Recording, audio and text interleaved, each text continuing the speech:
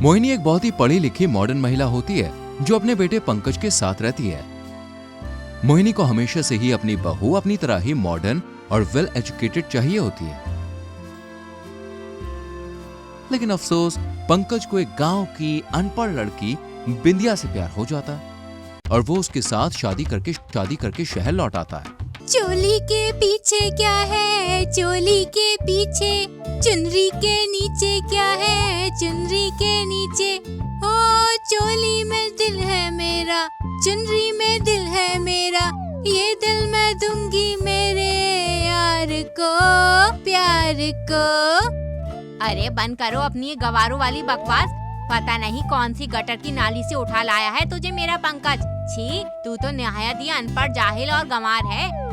सासू माँ, ज्यादा बकर बकर ना करो। हम का आपकी नौकरानी ना है, हम आपकी बहुरानी है और हम आपकी कड़वी बातों को चुपचाप सुन के नहीं लेंगे। ओके खातिर पहले ही वार्निंग दे रहे हैं, हमसे पंगा ना ले। अरे just go to hell, bloody idiot nonsense women. अपनी इंग्लिश गालियाँ अपनी ही सड़ी हुई खोपड़ी में रखिए, क्योंकि अगर एक बार हमने आपन देसी गालियाँ देना शुरू की ना तो आपके कानों से खून की बाढ़ आ जाएगी और शायद आपको हार्ट अटैक भी आ जाएगा। बिंदिया और मोहिनी दोनों के बीच दिन रात तू मैं होती रहती है। एक दिन जब मोहिनी बिंदिया के साथ एक पार्टी में जाती है तभी वहाँ पर बेचारी अनपढ़ बिंदिया को इंग्लिश बोलने में दिक्कत होती है। Hello Bindiya, nice to meet you. अरे तुम दिखने में बहुत खूबसूरत हो बिंदिया। हेलो हेलो आप दोनों, my self Bindiya. Thank you for giving me खूबसूरत। सारी थैंक यू फिर से मी खूबसूरत। बहुत बहुत धन्यवाद। बिंदिया की टूटी फूटी इंग्लिश सुनकर मोहिनी की सारी सहेलियां उस पर खूब हंसने लगती हैं। यार मोहिनी, तुम्हारी बहू तो एकदम गांव की गवार फॉल्टी पीस है। और तुम इसे कैसे हैंडल कर लेती हो यार। ध्यान रखना कहीं तुम भी इसके साथ रहकर इसके जैसी गवार मत बन जाना। अब क्या करूं गाइस, नसीब में एक अनपढ़ बहू लिखी थी, जेल रही हूँ बस इस डफ्फर लड़की को, चुड़ैल कहीं की।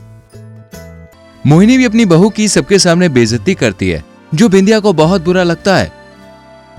एक रात जब बिंदिया रात के 2 बजे पानी लेने उठती है तभी उसे मोहिनी के कमरे से सूसू की बदबू आती है। वो जब उसके कमरे के पास जाती है तभी देखती है कि मोहिनी ने बिस्तर पर सूसू कर रखी है। हाय दैया, ई बोल बच्चन सासू माँ ने तो बिस्तर गीला कर दिया। ई का मतलब हमारी सास एक बिस्तर गीला करने वाली सास है। मोहिनी को बुढ़ापे में आकर बिस्तर पर सूसू करने की आदत हो चुकी थी, जिस कारण वो हर रात बिस्तर गीला करती और सुबह होने पर अपने गद्दे को चुपके से लॉन्ड्री में देने जाती। बिंदिया भी अपनी सास का पीछा करती है। सासू माँ, वैसे तो आप बड़ी ही इंग्लिश झाड़ती रहती हैं और मॉडर्न बनती फिरती हैं, लेकिन आपके बिस्तर की बात को सुनकर तो आपकी इज्जत पूरी तरह चकनाचूर हो जाएगी। अब ये बिंदिया लेगी अपना बदला। एक दोपहर जब मोहिनी सो रही होती है तभी वो फिर से बिस्तर गीला कर देती है और तभी बिंदिया मोहिनी की सभी सहेलियों को कॉल करके किटी पार्टी पर आने का न्योता देती है। और जब सारी सहेलियां घर पर आती हैं उन्हें मोहिनी के कमरे से सूसू की स्मेल आती है और सबके सामने मोहिनी का बिस्तर गीला करने का राज भी आ जाता है। मोहिनी जाग जाती है और सर झुकाए शर्मिंदा हो जाती है। छी मोहिनी, तू तो अपनी बहू से भी गई गुजरी निकली, बिस्तर गीला करती है और वो भी इस उम्र में। अरे क्या फायदा इतनी पढ़ी लिखी होकर यार, कितनी फनी बात है ये। आप समझी, तू रोज वो हिल रोड वाली गली की लॉन्ड्री में क्यों आती है अपना गीला गद्दा धुलवाने। सभी औरतें मोहिनी का खूब मजाक उड़ाते हुए वहाँ से चली जाती हैं। कहा था ना हमने माय डियर सासू माँ कि हमसे पंगा लेना आपके लिए बहुत ही भारी पड़ेगा, पड़ गया ना। रचना अपनी सास अनीता और दादी सास उर्मिला के साथ रहती है। अनीता अपनी बहू और सास दोनों पर अपना रौब जमाती है और बेचारी रचना और उर्मिला उससे लड़ भी नहीं पाती है। माँ जी, आपको क्या बस पलंग तोड़ने के लिए संभाल रहे हैं हम? जरा उठकर कुछ काम भी कर लिया करिए, वरना आपको मैं खाना नहीं दूंगी। और तू नासपीटी, जल्दी से छत की सफाई कर दे और हाँ, मेरा डाइट का खाना भी तैयार कर दे, वरना तेरी टाई टाई फिस कर दूंगी मैं। ठीक है माँ जी। अन्य बाहू, मेरा स्वेटर खराब हो चुका है, मुझे नया स्वेटर तो दिला दे। आसमान से ओले नहीं पड़ रहे हैं, जो आपको इतनी ठंड लगे। चुपचाप इस पतले स्वेटर में ही काम चलाओ, वरना वृद्धाश्रम ट्रांसफर कर दूंगी आपको मैं। हाँ। अनीता का पति राकेश सिर्फ उसकी ही सुनता है, इसलिए अनीता पूरे घर में अपनी हुकूमत चलाती है। राकेश अनीता से बहुत प्यार करता है, लेकिन अनीता असल में बड़ी ही रंगीन मिजाज की होती है। उसे बूढ़ी होकर भी जवान लड़के पसंद आते हैं और वो उनके साथ डेट पर जाती रहती है और उन्हें अपने पति के पैसे से गिफ्ट देती रहती है और बदले में उनके साथ ढेर सारा रोमांस करती है। अरे स्वीटी, तुम तो सच में आज सुपर हॉट लग रही हो। थैंक यू इतना महंगा गिफ्ट देने के लिए। इसके बदले में तुम मुझे कुछ नहीं दोगे क्या बेबी? ऑफ कोर्स दूंगा ना, बहुत कुछ दूंगा और इतना दूंगा कि तुम लेते लेते थक जाओगी। अनीता और वो जवान लड़का होटल रूम में जाकर जमकर रोमांस करते हैं। ऐसे ही अनीता एक नहीं बल्कि कई सारे जवान आशिकों के साथ जाकर रंगरलियां मनाती है। अनीता डार्लिंग, आज मैं तुम्हारे साथ ऐसा रोमांस करूंगा, अरे जैसा तुमने कभी सोचा भी नहीं होगा। नेकी और पूछ दिखा दो बेबी अपनी जवानी और निकाल दो अपने अंदर की सारी गर्मी। बाहों में आ सोनिए, बस आज रात के लिए, सुबह होने ना दे, साथ खोने ना दे, एक दूसरे को हम सोने ना दे। तू मेरा हीरो, ओ तू मेरा हीरो। उर्मिला और रचना दोनों को अनीता के रोज के चाल चलन से उस पर बहुत शक होता है।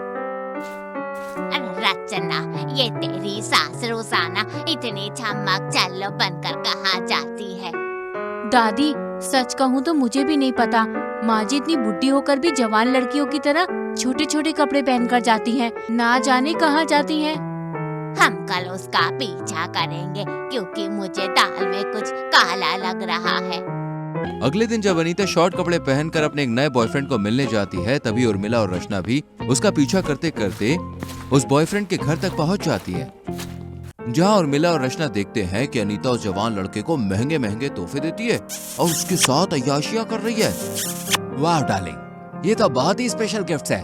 मैं बहुत खुश हूँ और आज मैं तुम्हें और ज्यादा खुश कर दूंगा और तुम्हारे साथ इतना रोमांस करूंगा कि तुम जिंदगी भर याद रखोगी। वाह, I like it honey, let's do it। और तभी अनीता और वो जवान लड़का दोनों रोमांस करना शुरू कर देते हैं कि तभी उर्मिला और रचना वहां पे आ जाती हैं। रचना उस जवान लड़के की बम पर दे दनादन बम्बू से पीटती है और उर्मिला अनीता के गालों पर थप्पड़ ही थप्पड़ लगाती है और उसके दोनों गालों पर हर एक देश का नक्शा छाप देती है। मत मारो, तब गलती हो गई। ये ले कमीने, ये ले, जवान लड़कियां मर गई हैं क्या जो तुझे मेरी सास ही मिली है? माँ जी बस कीजिए, मेरे गाल सूज कर लाल पीले नीले हो गए। मुझे माफ कर दीजिए माँ जी, लेकिन राकेश को कुछ मत बताइएगा। रचना बहू, मैं आप दोनों से विनती करती हूँ। मेरा बेटा और पोता दिन रात इतनी मेहनत करते हैं और तू हवस की भूखी चुड़ैल यहाँ जवान लड़कों संग गुलछर्रे उड़ाते हुए अपनी प्यास बुझाती है। बस बहुत हो गया आपका। अब आपको हमारे इशारों पर नाचना होगा, जैसा हम कहेंगे वैसा ही करना होगा, वरना आपका ये जवान आशिक वाला राज मैं आपके पति और बेटे दोनों को बता दूंगी। नहीं रचना बहू, किसी को कुछ मत बताना। आप दोनों जो कहोगी मैं वो सब करने के लिए तैयार हूँ, बस मेरा राज किसी को मत बताना। और फिर क्या, जिस उर्मिला और रचना पर एक वक्त पर अनीता हुकूमत चलाते हुए उन्हें टॉर्चर करती, आज वो दोनों भी अनीता से बहुत काम करवाते हैं और उसे अपना गुलाम बना देते हैं। चल अनीता बहू, मेरे पैरों की मालिश कर दे। और हाँ, मेरे सर का भी मसाज कर दीजिएगा माँ जी।